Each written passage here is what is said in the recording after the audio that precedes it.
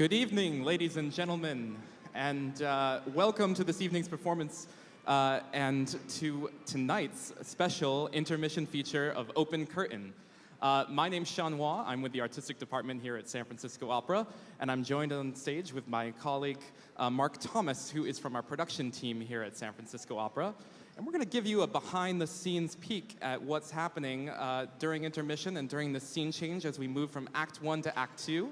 And we're going to invite all of you to participate and send in your questions for what you want to know about this production that you've seen thus far. And you can do that on Twitter. And you can join us on Twitter with hashtag #OpenCurtain. And I think it's up in the super title right above me. Hashtag #OpenCurtain. It'll pop up on my screen, and I'll make sure we ask it here up on stage. I also want to make sure that we say hello to all our fans watching us on YouTube Live, Facebook Live, and Periscope right now. Hello, everyone. So, hi, Mom. So, Mark, why don't you talk a little bit about what we're seeing happening behind us? So before the curtain even went out, the crew, or hit the ground, the crew was on their way out to start the change into Act 2 for Girls of the Golden West.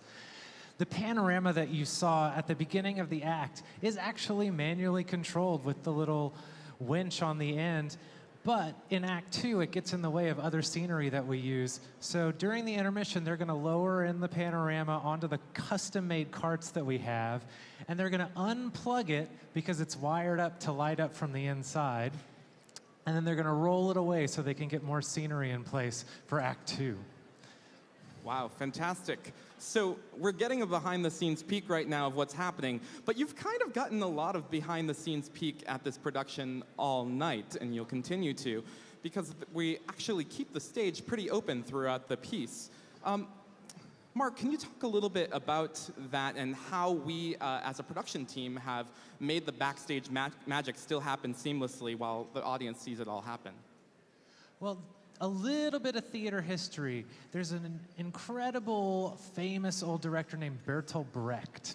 And he was really famous for opening up the theater and making it visible, all of the lighting fixtures, all of the backstage, and we call that Brechtian.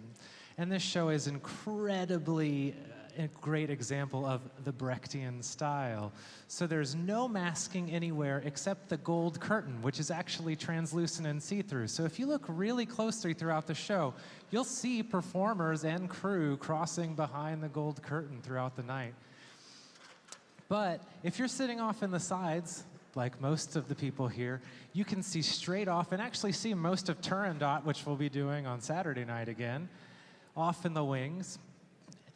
But because you can see everything, we've had to train the crew how to very stealthily get from one move to the other, and train the crew how to be comfortable on stage during the show. Most of these guys and gals really would rather not be seen during the show. They like to be the ninja. But our lovely director, Peter Sellers, wanted to celebrate everyone who participates in the production of this show. So all of our crew get a moment on stage walking around, striking things, moving trees. That's right. And something else that's unique about this production is actually the mix between period elements and also some modern elements that kind of playing on anachronisms. Can you talk a little bit about some of what they've seen thus far in the use of, for instance, I don't think they had neon signs in the 1850s. No, they certainly didn't have neon signs, and we spent a lot of time actually sourcing, researching all of the different kinds of props and set dressing that the set designer, David Grotman, and Peter Sellers, the director, were requesting. And the neon is actually real neon signs that we were able to buy on eBay and have wired up through wireless dimmers. And you'll also see that in Act 1, the fireplace rolled out, and it was really shiny and reflective.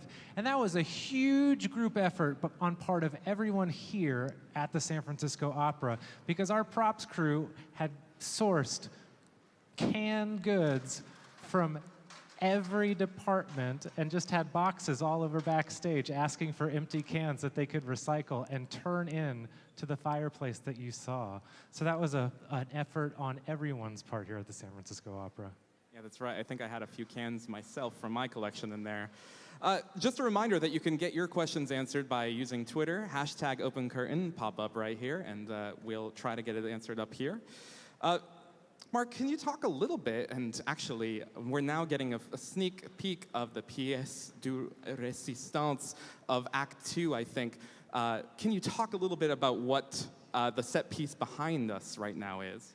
So you'll see the monolithic stump being rolled down, which is almost a full-scale replica of a sequoia tree that they source imaged.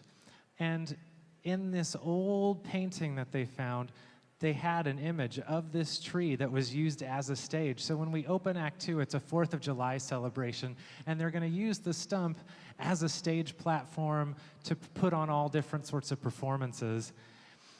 And throughout the act, you'll see it move all over the stage. For an old tree, it's quite mobile. But it's filled with crew members underneath who are going to be under the stump all 90 minutes. So they just sit down there, twiddling their thumbs, reading a beautiful book. I don't know, but they have little cubby holes that they get to hide in all second act. Wow.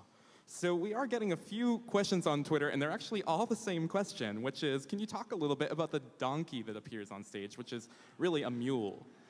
So the mule was one of the most fun projects, I think, for our props department, if not the most stressful project for our props department.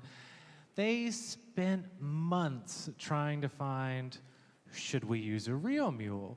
Should we find an actual taxidermied mule?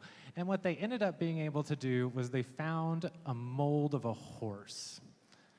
And they sculpted that mold and covered that mold and added all sorts of mule details to make it the way we see it now. And they spent weeks in their shop putting all of these fine details together. You can actually see here, stage left, our props head, Lori Harrison, who will not wave and will be very shy, but she is the mastermind behind the mule. Take away. Lori has the longest to-do list I've ever seen in my life, and she does it gracefully every day. Right. So I am honored to be on the team with her. That's right. Great crew here.